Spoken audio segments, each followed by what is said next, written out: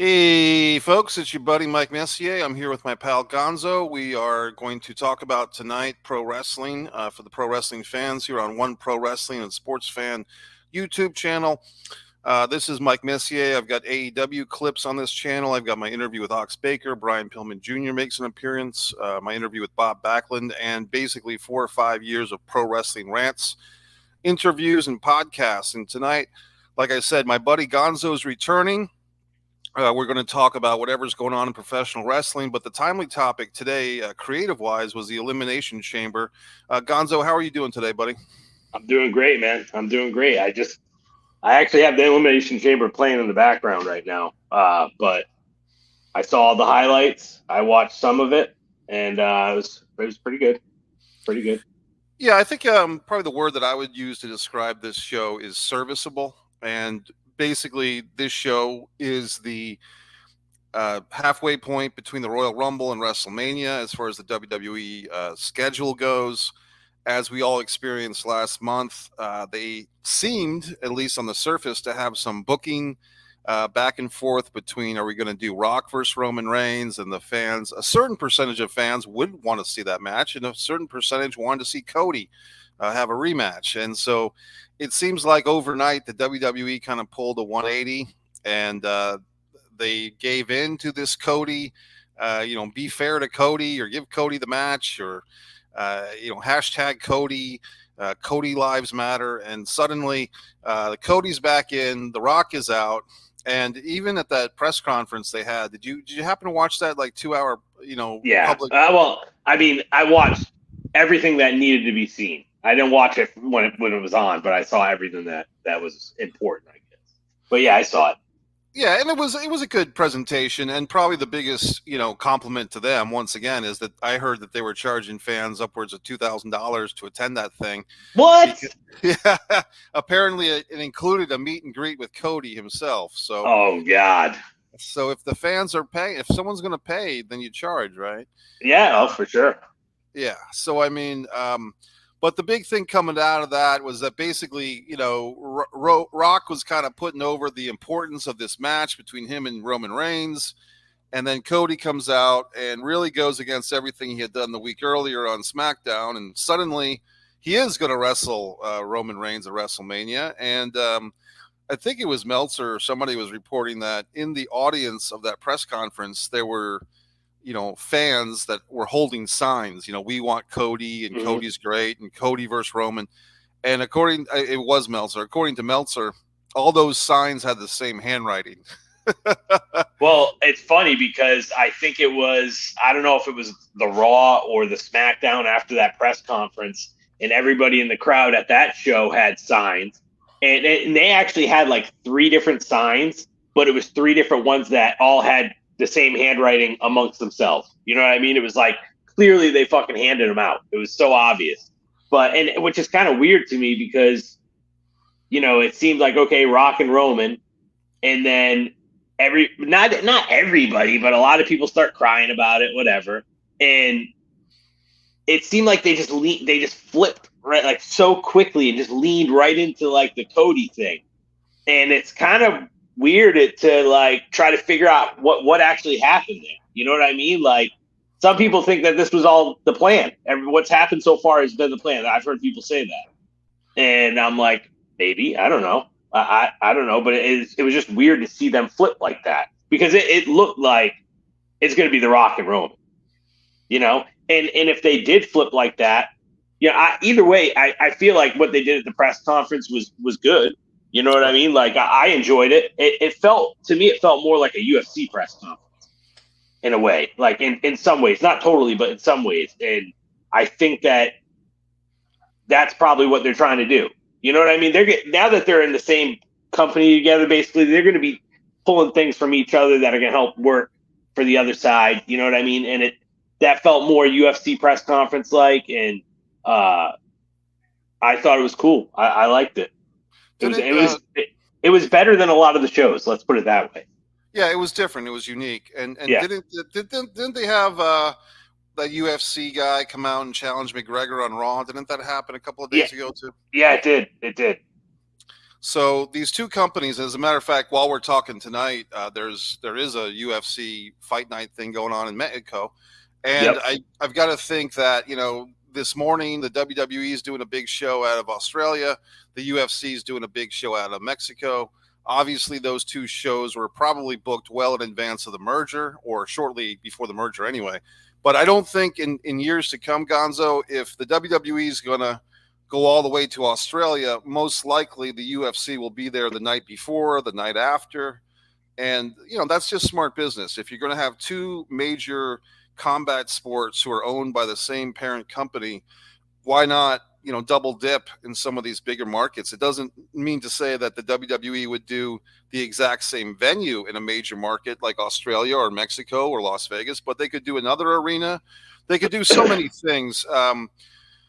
But just sticking with the WWE for now, and the in-ring action, I watched this show on tape delay. I kind of forgot about it, and then I woke up and I was a good boy. I did not check the internet. I did not get spoiled, except I did see one little meme on Facebook that somebody had said something about Nia Jax being stiff and difficult, and I was wondering if she had hurt her opponent Rhea Ripley. And I don't think she did, although Rhea, we'll get to that match in a little bit, but Rhea did seem to be either a little bit hurt in her match, legitimately, or just selling that she was hurt as part of the storyline of the match. But let's go by this thing one match at a time. Another interesting thing, Gonzo, is there wasn't a whole lot of matches on this show. No. I'm counting a grand total, including five matches, including the preview match. Here's an interesting stat and fact, and this, I don't know if this is a record or not, but of the five matches, guess what three of them have in common, Gonzo? Of the five matches, maybe the same time. No, I was going to say the same time, but yeah, I'm not sure. I have no idea. Three of the matches of the five matches on this show, and I don't know if this is a record for WWE, but three of them are women's matches. Oh, actually, okay. That's so obvious. I should have thought of that. Well, yeah. But with the exception of, well, it was called Evolution, I believe, 3 or 4 years ago. But has the WWE ever had, like, not to say a normal pay-per-view, but just a regular pay-per-view that's not strictly female? Have they ever had a pay-per-view which had male wrestlers and female wrestlers where more than half the card, in this case 60% of the card, 3 matches to 2, is female competitors? I don't know the answer to that. I don't know the answer either, but if thinking about it, I think that it probably is a record. I can't remember any card where there was more female matches to male if it was both genders on the show. Right. But who knows? I mean, I don't know for sure, but yeah. But I mean, I have a pretty good memory for this stuff, and nothing is coming to mind. I know we've had shows where there's been 3 or 4 women's matches, and on a SummerSlam or a WrestleMania, something like that. But in any event, the first match of the show, which I did watch, Candice LeRae and Indy Hartwell, and I believe Indy is Australian. And I've seen her at the house shows for NXT. I think she's cute and attractive, and I think she's got a good gimmick. She's a good wrestler. I guess she kind of has been brought up to the main roster now, but it kind of seems like without a whole lot of fanfare, unless I've been missing something. I'm talking about Indy Hartwell. She had that storyline with, was it Dexter Lumis, where they were a couple? And yeah, I remember that. So she's popular, and going to these NXT house shows kind of keeps me in touch with what the young kids are thinking, and she's one of the people that people really like. Her and Candice LeRae, I think in real life, isn't she married or was with the thin guy, the small wrestler, the guy that's in the tag team with Ciampa? Oh, Gargano? Yeah. I think she was. Yeah, I think she was. Yeah, I think they were married in real life. And then, so basically, they challenged the Kabuki Warriors. Asuka is one of the Kabuki Warriors, and it's Kairi Sane who's returned, right? That's the Kabuki Warriors. Yes. They're the women's tag team champions, and I was a little surprised, Gonzo. I mean, if I were the booker and knowing that the crowd is kind of, not to say doing you a favor, but people here in Australia haven't seen a live WWE show. I think they said in 7 years. I believe it's the first pay per view from Australia, unless I'm mistaken. I I don't know. think it is. Yeah. So I mean, and I'm thinking the other one I was thinking of is that Shawn Michaels Triple H versus Oh, Undertaker. Undertaker and Kane, Was right? that yeah? Was that Saudi Arabia? Or was that New That was Saudi Zealand? Arabia. That was Saudi Arabia. Okay, I think around that time they did something somewhere else, like New Zealand or something. But in any event, um, like I think they had Triple H versus Undertaker, maybe in New Zealand, something like that. But in any Mm-hmm. event, this was a big show for these Australian people, Oh yeah. and maybe it's just old time thinking, But would it really have hurt to have the local girl Indy Hartwell go over and win the title with a tag team? Where, I mean, they could just flip it back on Raw 2 weeks from now. But what do you think about that? Why not? I feel like it would have been a good moment for the show. But the thing that I didn't see when she came out, I didn't see what kind of pop she got. Like I didn't see her entrance, so I don't know how much the crowd was actually behind her. Did you feel like the crowd was very much behind her, or just kind of like eh? They were all over her. They were when Candice, her partner, was in the ring. They were chanting, "We want Indy."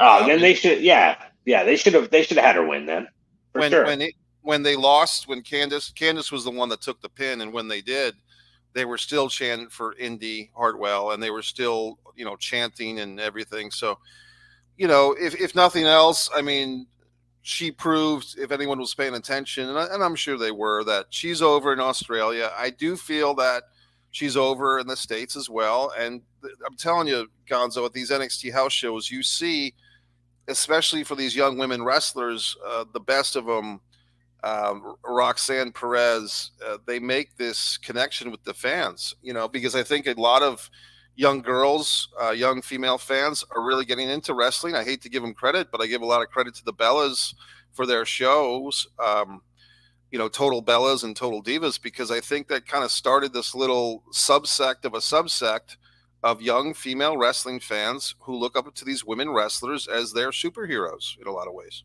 I mean, that's very interesting, and there's no reason to think that that's not the case because it's no different than us. Like when I was a kid, Hulk Hogan and like Ultimate Warrior were like my superheroes. You know what I mean? And I'm sure when you were a kid, there were certain guys too that you looked at like kind of like superheroes. So I feel like now that there's so many women that wrestle, and now women are, I mean, it's almost 50-50. I feel like it's like the way they try to showcase the men and the women.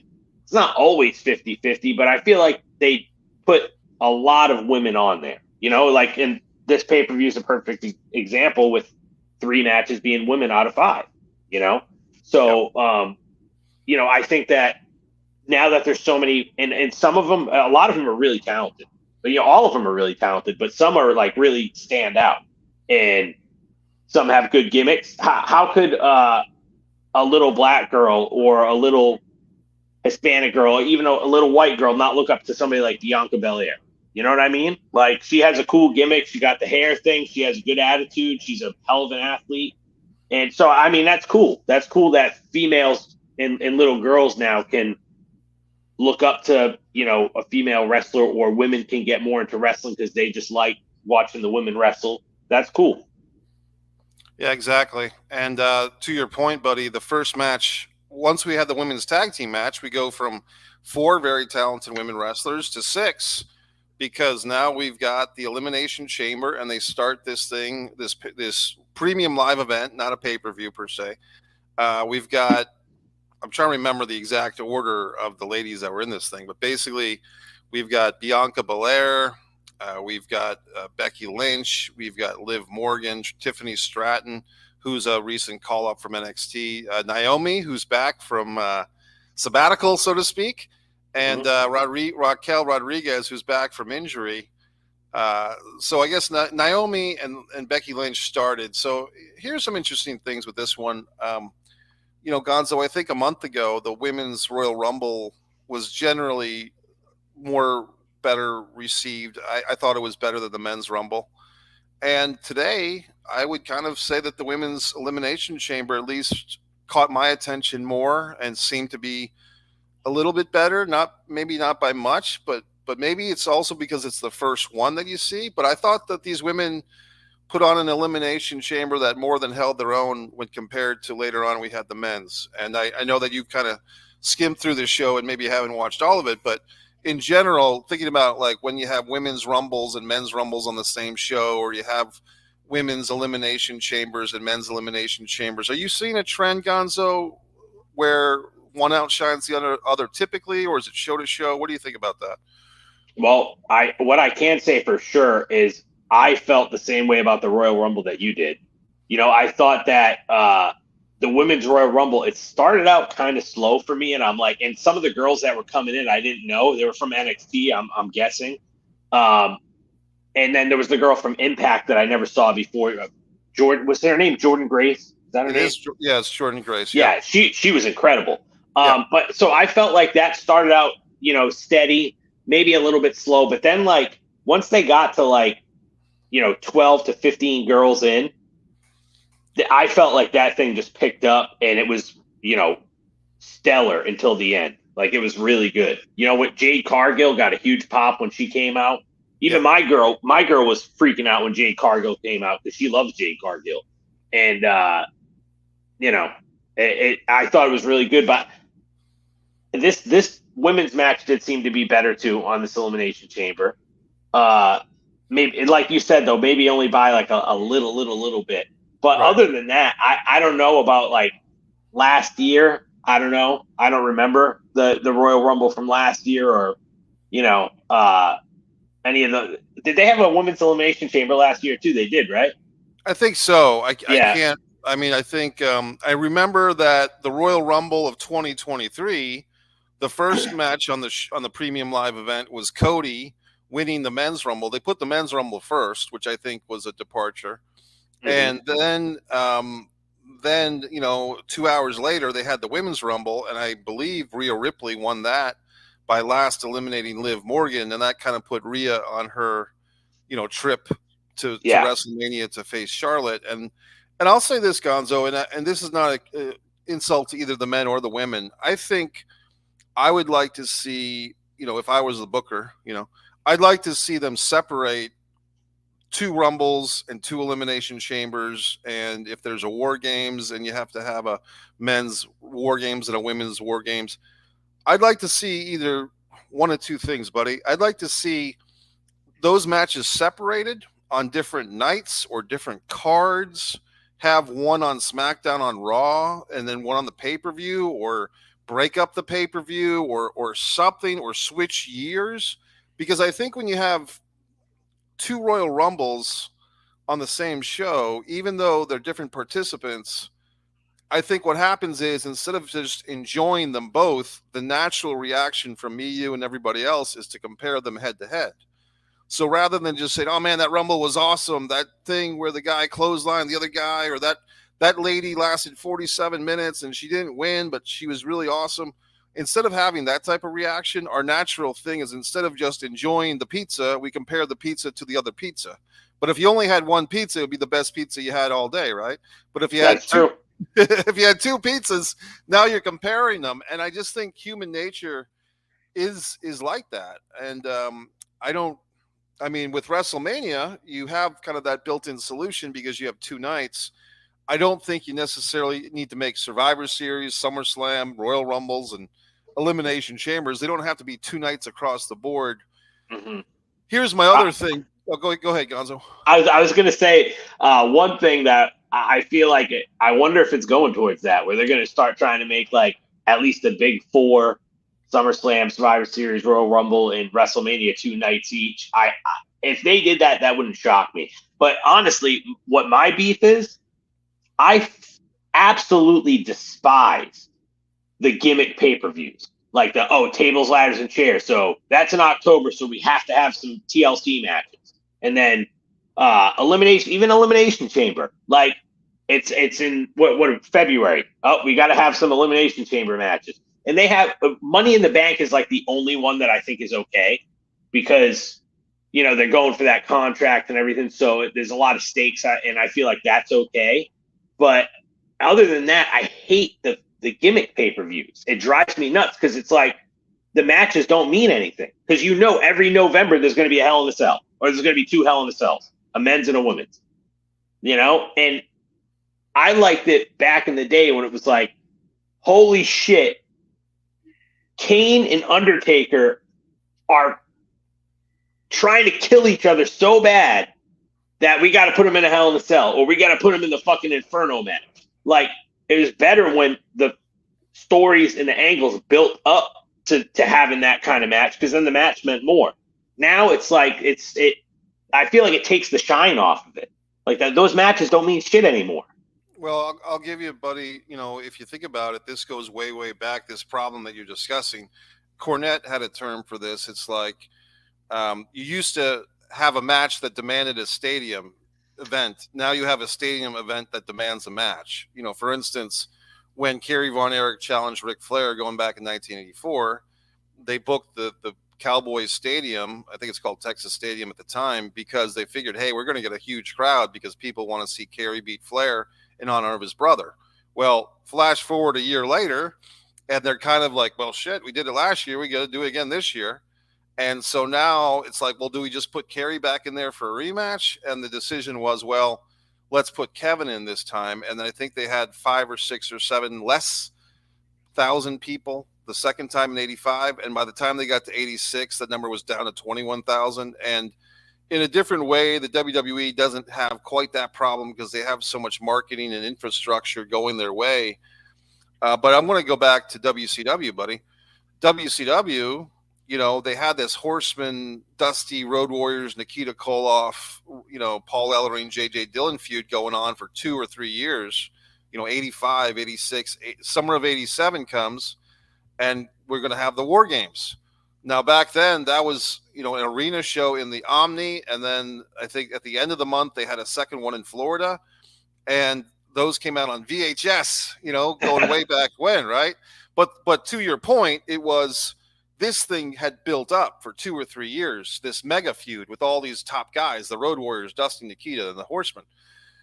Now, once they established War Games, once WCW became a pay-per-view company following in the footsteps of the WWF, WCW got in that same trap, buddy. And within 3 or 4 years, you had something called Fall Brawl, the War Games. And you had, some were decent. I mean, like the first couple, I think in 91, they had one in I want to say March, which was like.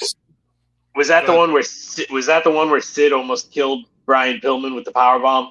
Yep. That's the one, buddy. Yep. Yeah. So you had Sid, Larry Zbyszko substituting for Arn Anderson, Ric Flair, and Barry Windham, a 4-man War Games team against Sting, the Steiners, and Brian Pillman. And Pillman legitimately got knocked out. It was the first time that a heel team ever won a War Games. And my point is, but then take a look at something like War Games 93. It's a mess. That's the one where the Shockmaster fell through the wall. And, horrible. Right. And as great as Harlem Heat became, they were basically rookies or newbies, at least in this match. They were in there with Big Van Vader and Davey Boy. And it was just a really non-good War Games.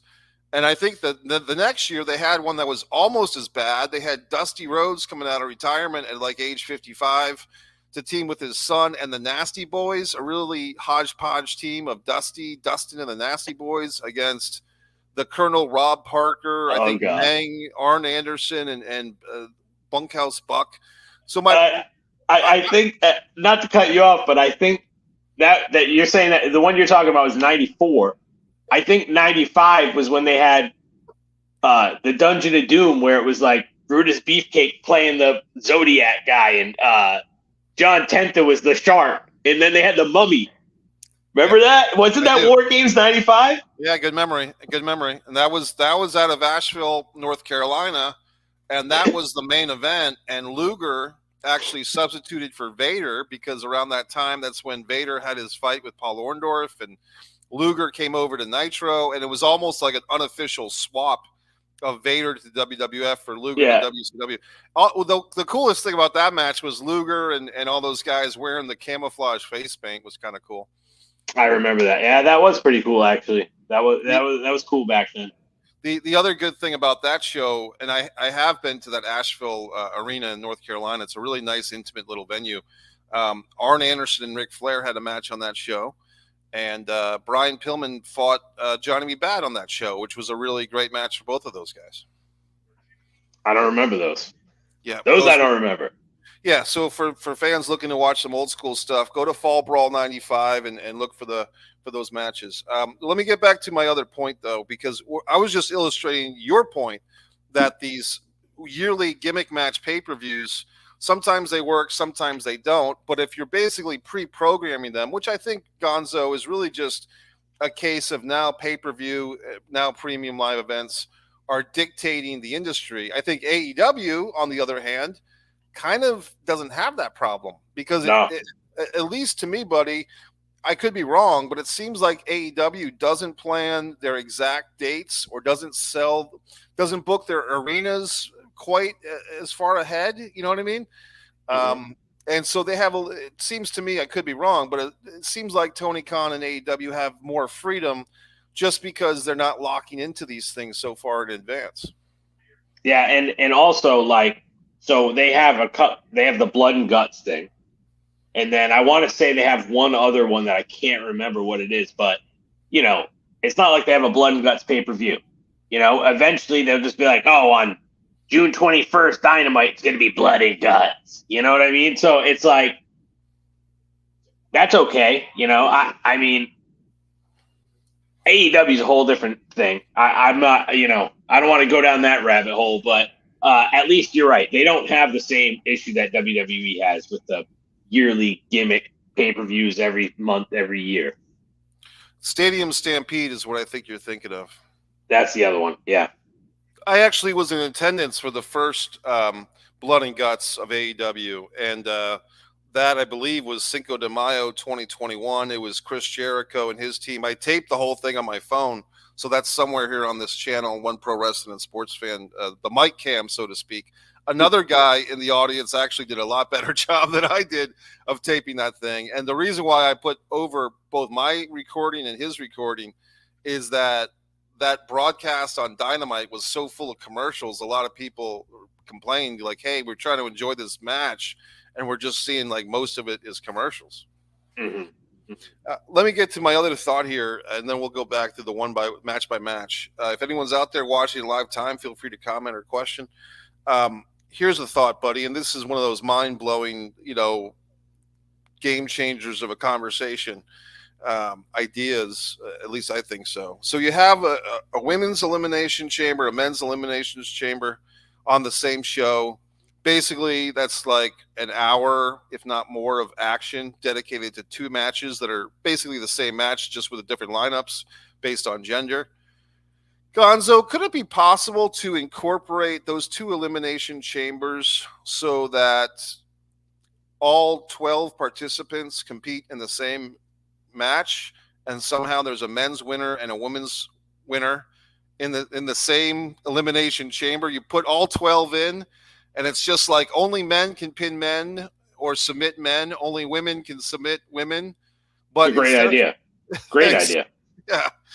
So that's the way that my mind thinks. And then could we do a 60-person Royal Rumble where a man comes out then a woman comes out, then a man comes out, and two rings? I think at 2 rings you might be able to do it.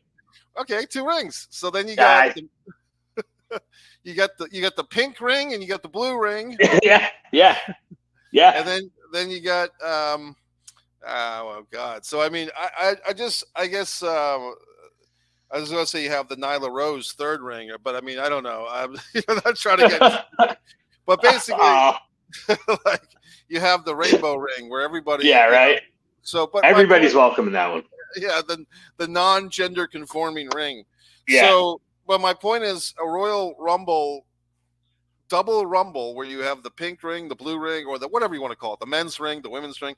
They could even do that if they wanted to, Gonzo, with Raw and SmackDown. You know what I mean? If you really wanted to get cute, instead of we get one Royal Rumble winner and he picks his opponent, why not have 2 simultaneous Royal Rumbles, and then the winner of the Raw ring goes to the Raw champion, and the SmackDown reign goes to the SmackDown. But there's what I have heard, Gonzo, I think through Bruce Pritchard's podcast, Something to Wrestle, is that Vince was just not a fan of two-ring shows.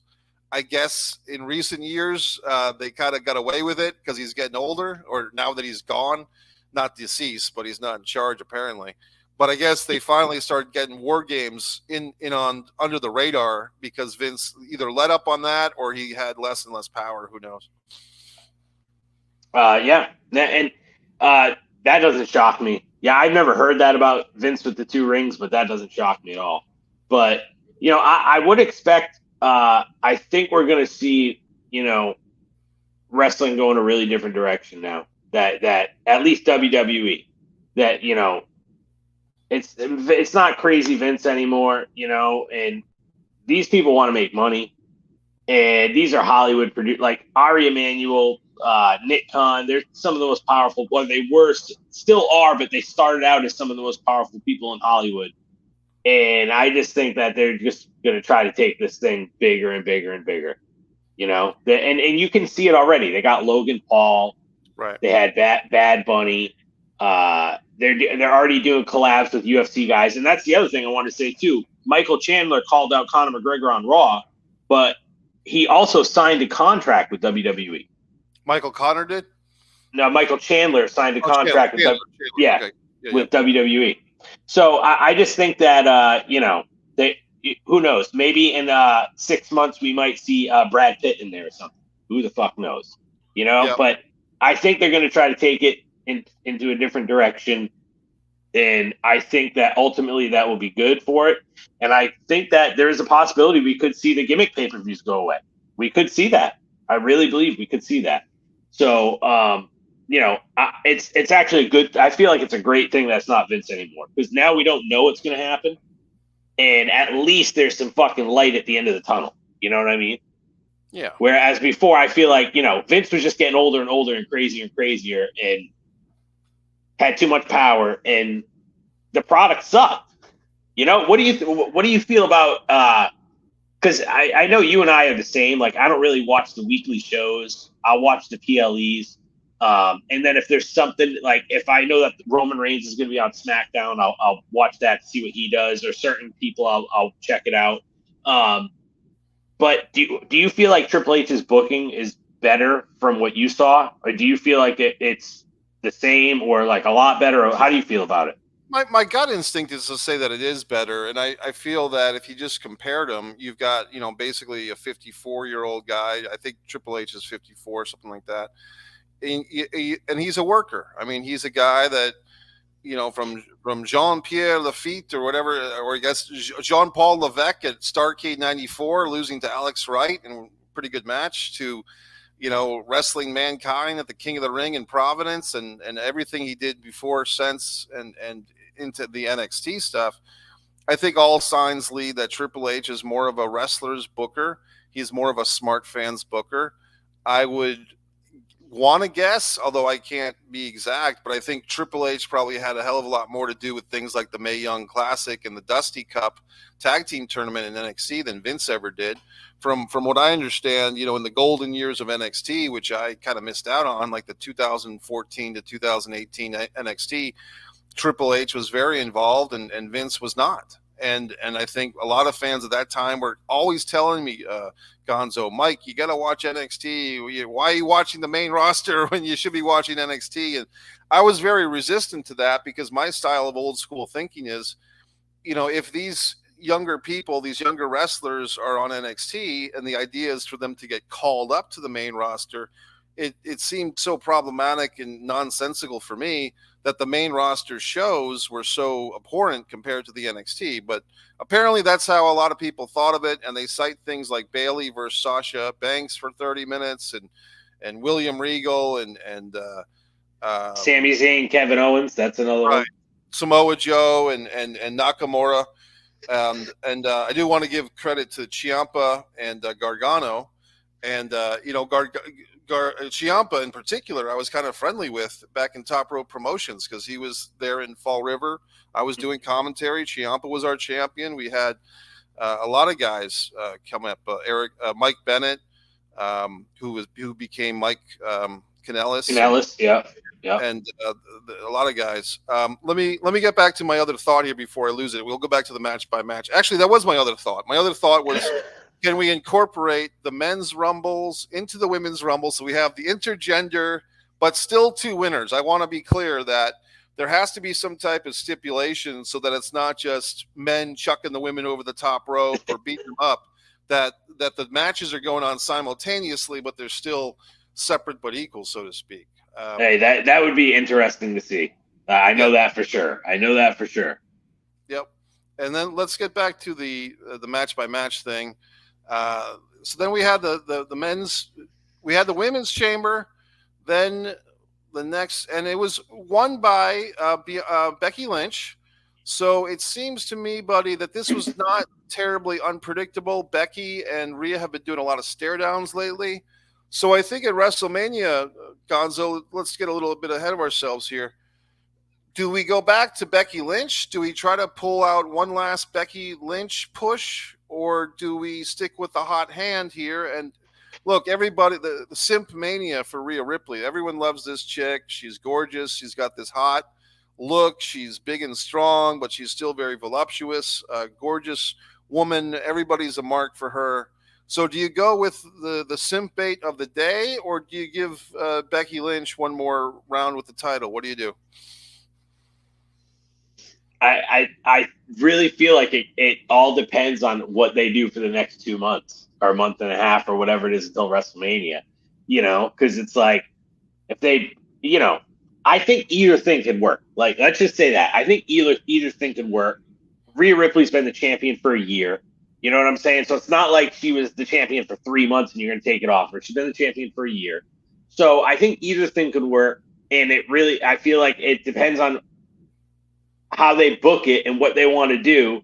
But if the crowd really gets behind Becky, if they can really get her, who knows, maybe her and Rhea Ripley get into a brawl and she bust her face open again, and then all of a sudden we're back in 2019 or whatever when she became the man or whatever. So, I think either thing could work. If the fans really got behind Becky, like hardcore, if they booked it that way, then why not put it on her? But also Rhea Ripley, it couldn't hurt for her to keep the belt either, because she hasn't. That's the thing with her, is like I feel like she hasn't cooled down. Like she won it a year ago, and she's like just getting hotter and hotter throughout the and it's almost a year later, so. Either thing could work. It might be fucking foolish to take it off of her. It might even be foolish to take it off of her. It's tough to say, I think. I think there's also a case to be made that they could have Rhea lose to Becky and not necessarily take away all of Rhea Ripley's heat. It's just a matter of telling a good story and making it so that we want to see these two women back at it on the next show and then the next show, and maybe there's some obstacles or Becky goes into real prima donna mode, and so they push it back to SummerSlam or whatever. But I do feel like it doesn't necessarily kill a character to have them lose a title or lose a match. It's really the way it's done, Yeah, for sure. And that's the thing. That's the other part of it. Even if they took the belt off Rhea, I don't think that it would even hurt her because of how like over she's gotten. Like the belt isn't what got her over. You know what I mean? She won the belt. She was already getting over. And I feel like the belt, whether she had the belt or not, she would still be exactly where she is right now, as far as how much the fans are behind her. That's what I think. So I feel like in that case, it probably wouldn't even hurt her if they took the belt off her, as far as how much the fans are behind her. Yeah. So a few other storylines didn't happen because of this. Liv Morgan is not going to get her big match with Rhea Ripley. I'm drawing a blank. Has Bianca Belair challenged Rhea Ripley or vice versa? Have we seen that dream match? Or I don't recall it. I don't know. I'm not sure, but I don't recall it. I think that's the one that if that happens at SummerSlam or whenever, I guess if I were on WWE Creative, I'd push for that as soon as possible, and not to be sexist, but the truth is, before either one of these ladies, if they have a decision to have a family, to basically have children, you'd probably want to have that match before that occurs, because then they're off the shelf for 2 years in Becky Lynch's case. So I would push. Yeah, I'd push for that sooner than later. And then the next match, buddy, this is what Angry Mike is going to come out, old school angry wrestling fan.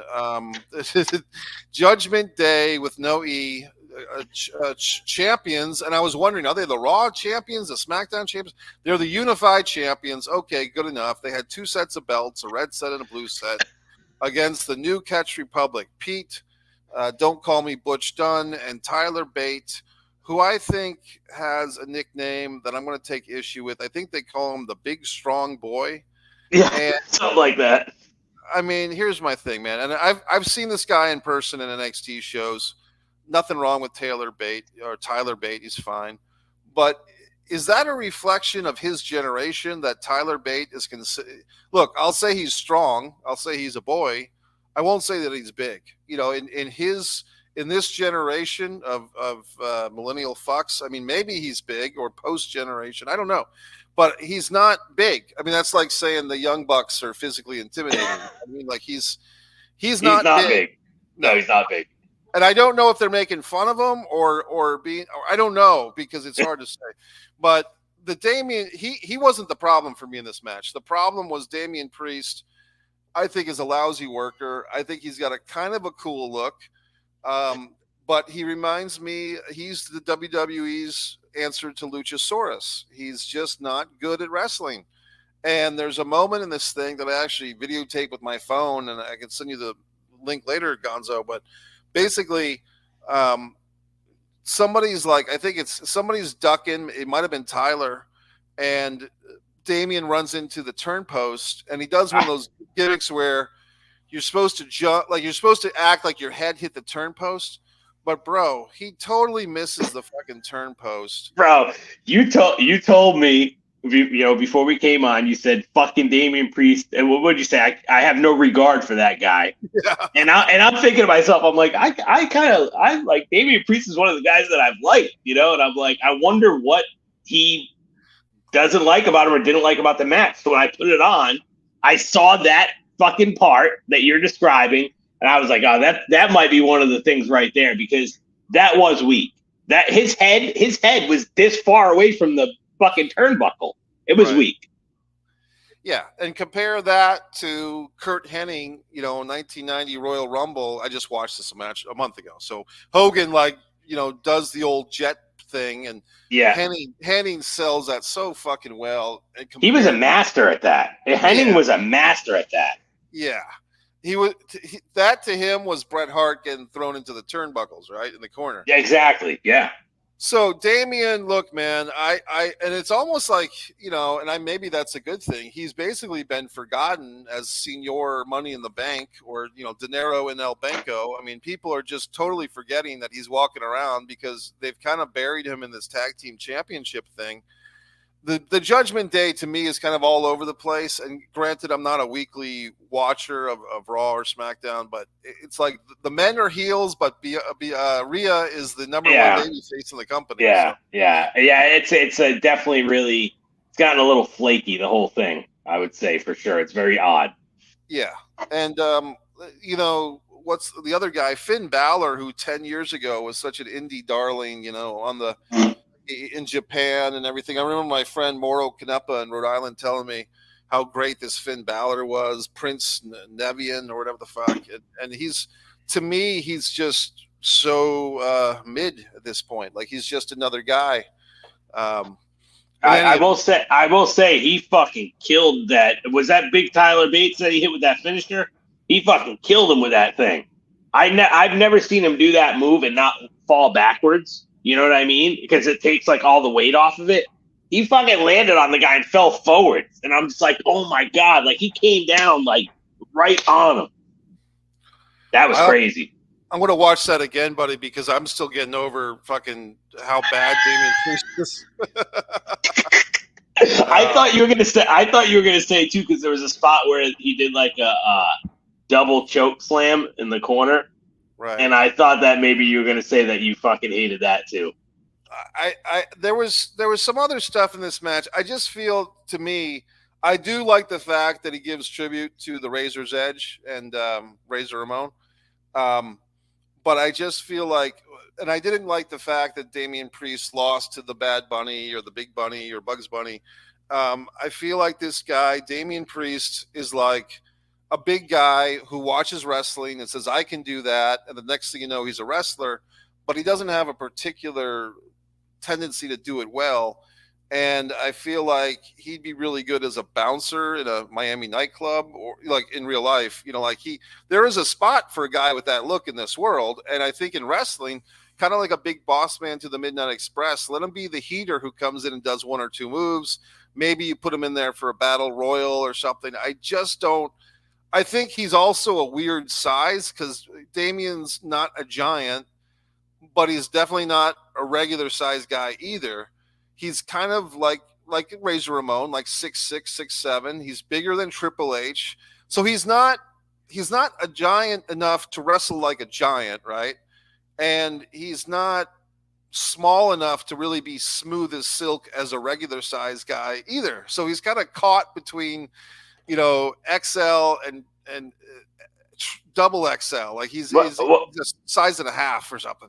What would you say about Gunther or whatever? I kind of feel like he's in that. I'm not saying they work the same. Right. You know what I'm saying? I'm not saying that, but I'm saying size-wise, I feel like he's kind of in that category too, where he's not a giant, but he's definitely a lot bigger than the average wrestler, and he can't really wrestle like a giant either. I think the difference is Gunther's just more naturally skilled at wrestling. That's all. I would agree with that. I would agree with that. And look, I mean, and that's one thing that I would even criticize myself, buddy, because it's like, what does naturally skilled at wrestling mean? Like, how can you be skilled at something that is whatever you want it to be? And, with it's predetermined and all this stuff that we know. And it's aesthetics. Really, it's aesthetic stuff. That's all it is. Yeah. I mean, when people say who's the best technical wrestler, now I'm like, what does that even mean? Because you can say that Dean Malenko is a technical wrestler, but where is this book of technical pro wrestling moves? It doesn't exist. You know what I mean? I look at it like, because there's looking at them, as a whole with, all the character, the promos, the wrestling, all of it together as a whole, or there's just looking at them, how they wrestle in the ring. That's kind of how I look at it, either just in the ring or everything all together, and yeah, technical wrestler. I don't really know what that necessarily means. We've got about 11 minutes left, buddy, just so you know. Our next match, and we're getting the match, like I said, 5 matches, including the pre-show match. Bobby Lashley versus Drew McIntyre versus Kevin Owens versus LA Light versus Logan Paul versus Randy Orton, WWE World Heavyweight Championship #1 Contenders Elimination Chamber match. As I was reading that, buddy, I had a flashback to the first couple of Elimination Chamber matches. It's interesting. This thing is over 20 years old. But those first 2 I thought were really great. Do you recall those Shawn Michaels and the Goldbergs? Yep. How do you feel, just before we get into this one, how would you compare those early Elimination Chambers to the ones we see these days? I feel like those other ones were just a lot more vicious. You know what I mean? Those looked, like these guys were really fucking laying it in on each other, but pretty much on everything. And the actual structure was way more brutal. There was no padding or anything. I remember like they were getting thrown over the top rope and landing on that platform thing. And I'm like, damn, dude, like that's solid steel, like that they're landing on. So I feel like they were more brutal, and you just had more larger than life guys back then. I feel like in there, Goldberg, Shawn Michaels, Triple H, like all these, huge fucking stars that are still stars today. You know what I mean? And now I feel like it's they've softened it up a little bit because there's like some padding in there, and they changed just the way it's built and everything. It looks a lot different than it used to. But I mean, I can't take anything away from what they actually do in the matches now, because I feel like all of them fucking lay it out on the line still, But those other ones were vicious. Those older ones. No blood in these ones too. And the thing that I would say, buddy, as an overall thing is just the Elimination Chambers, like you said back then, 2002, 2003. They were more about the viciousness, and now it feels like they're more about the stunt work. And going back to Tiffany Stratton, in this one this year, with it was a really, Jim Ross complains about it when a wrestler jumps and 5 wrestlers stand like bowling pins to catch him. But in this particular situation, I'll give Tiffany Stratton a lot of credit. She pulled it off really well. Let's take a look at this men's elimination chamber. It was kind of interesting, Gonzo, because I think they did do a kind of a nice old school way of transitioning a feud. Basically, they kind of transitioned Logan Paul from feuding with Kevin Owens into feuding with Randy Orton, using this brass knuckles to basically cost Orton the match. And before that, Orton had eliminated Logan. So I think creatively, one good thing about something like this elimination chamber is you can do that. You can kind of seemingly less, or whatever the word is, go from the Kevin Owens feud with Logan to Logan versus Randy Orton, and most likely we'll see Randy versus Logan at WrestleMania, and Kevin Owens has got to find something else to do. But overall, buddy, what did you, and our winner, which was kind of predictable, which is fine.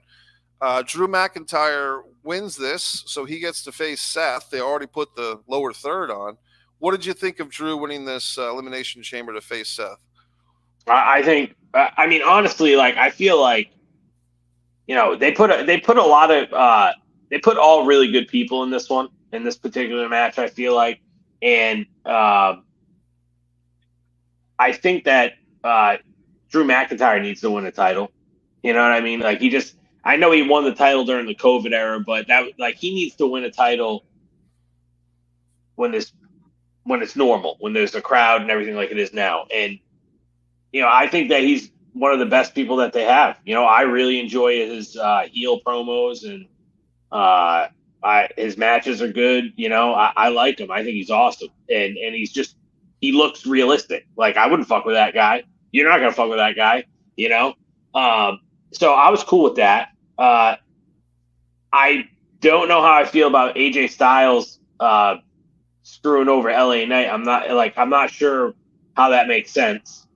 I kind of feel like it might be one of those things where AJ Styles is going to be like, well, he took my spot in the match. So he can't win. Which I feel like if they do that, it might be kind of weak. I hope they have something better than just that. Yeah, it did feel like just another convoluted way to get to a WrestleMania match that has some importance, but not a whole lot. Like, basically, we got this guy, LA Knight, that's hot, but, stand in line behind Cody and Sami Zayn and everybody else, LA Knight. And in the meantime, we got to have you do something. So our best all-around worker in the company is probably AJ Styles. So we throw you in there with him and get a good match for you. And I think LA Knight and AJ Styles in his own way are such good storytellers that I think they'll be fine. We were down to about 7 minutes. Now we get to Nia Jax versus Rhea Ripley. Let's not hang on this one too much, but I do want to say there was a moment early in the match where I was wondering, did fucking, Nia Jax hurt someone else again? She did kind of the butt drop thing, and it looked like she kind of squished on Rhea's ribs. And I was wondering, is Rhea really hurt? And the rest of the match, buddy, was, to me at least, watching it just one time, it felt like 80% Nia Jax was dominating, and basically Rhea kind of gets a few moves in at the end and gets the pin. I mean, the big thing is, yay, Rhea Ripley wins this match. But to me, buddy, it just felt like a little less than a great showcase for Rhea Ripley in her home country, because she was kind of dominated for most of the match and just got a couple of moves at the end to win. What did you think? I would agree with that.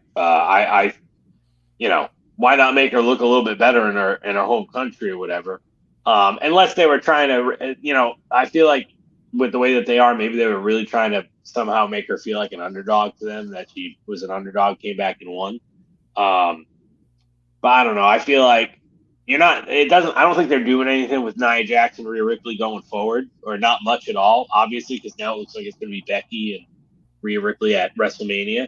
So I feel like, you could have made her not take such a fucking beating from Nia Jax. Just, they're not going to do anything anyway. I mean, if they were going to have more matches, then do that. Why not? But there's like a one-off match. I think so. I'd like to think so, but got to remember, I think Nia is first cousins with The Rock, so it seems like Nia Jax always gets a little bit of favoritism, or they look the other way when it comes to her lack of technical, of just safety, you know. But I could see this is a real old school reference when Bruno Sammartino and Pedro Morales wrestled in the Chase Stadium.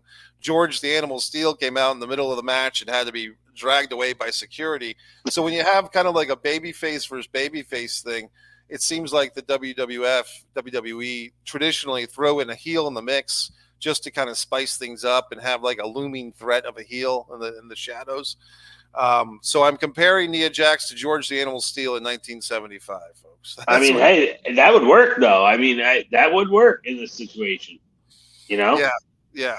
And funny, buddy, we're running out of time. We only got like 3 minutes left. But the thing that I really wanted to get to, which I will now, but I wish we'll maybe have to say this for the next time, is I feel like the guy that's kind of being phased out of WrestleMania that I thought was going to be the big fucking deal this year at WrestleMania 40 in Philadelphia. And to answer your question, why did they switch gears, or did they switch gears? I think they switched gears because The Rock does not want to be booed at WrestleMania, because even when the casual wrestling fans, like the once a year wrestling fans, like the once a year Super Bowl fans that come out, I think that The Rock doesn't want to go into the ring with his cousin Roman Reigns and have people booing and shitting and cheering for Cody. And The Rock has to explain to his international film partners why he's the number one box office guy in the world, but people are booing him out of Philadelphia in his home country. And I feel that The Rock said, you know what, the hell with it. If they don't want me, if this amount of fans, you know, whether it's 80%, 90%, or 50%, if this percentage of the fans are going to shit on me versus my cousin Roman Reigns, I don't need you guys. I don't need to wrestle. I can still be on the board. I can still take a big paycheck and get all my copyrights back. But why would The Rock want to wrestle under those circumstances? So I personally think, Gonzo, it was supposed to be The Rock as babyface versus Roman. I feel once they got that initial feedback on Twitter and everything else, they pulled an overnighter. They switched gears real quick. Rock didn't wrestle today in Australia, and it doesn't look like, unless something drastic happens, he's not going to be at Mania. What do you think about this? I don't know what they're going to do, man. I honestly, I'm kind of glad, because this is feels like way less predictable than it has felt in a long time. But I have seen a lot of people online say, oh, well, it looks like they're setting up, off that Grayson Waller effect that they had. They're trying to set up Cody and Seth versus Rock and Roman night one of WrestleMania. And I thought about it, and I'm like, man, if they did that I feel like that wouldn't be a bad move, because then you could still have those guys on night two. I can't think that would necessarily be a bad move. It could add a lot to it, a lot of different avenues for storytelling by doing that. And then also, if let's say Cody and Roman are both beat up from the match the night before, that adds so much more to the second match, the night two match, because now you can just play off of that, and there's so many different ways that you can play that because they're both beat up. So I mean, if they do something like that, I'm totally cool with it. But I don't know. That's the thing. I don't know. Yeah, and it would be interesting, because it's just so it's interesting how things change. Back in the day, Ric Flair is literally wrestling 8 times a week. 55 minutes versus Nikita Koloff in Baltimore, and then hops on a plane to Philadelphia to do the same thing with Nikita at night. I mean, those are real stories, folks. Flair and Steamboat wrestled, twice in a day in the Capitol Center in Baltimore, I think. And so it's just what the wrestlers did in the 80s and the 70s and the 90s. These guys, Roman Reigns wrestling 10 times a year, whatever it is, would he be up for doing 2 matches back to back? He's physically capable. I'd like to see him do it.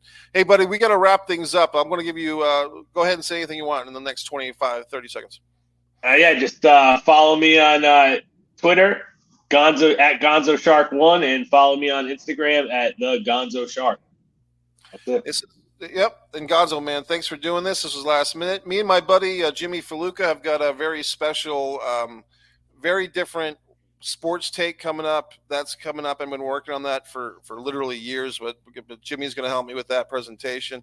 One Pro Wrestling and Sports Fan YouTube channel. Tons of stuff on this channel, folks. Clips, stuff you won't see anywhere else. Thanks for checking us out. Mike and Gonzo. Thank you, guys.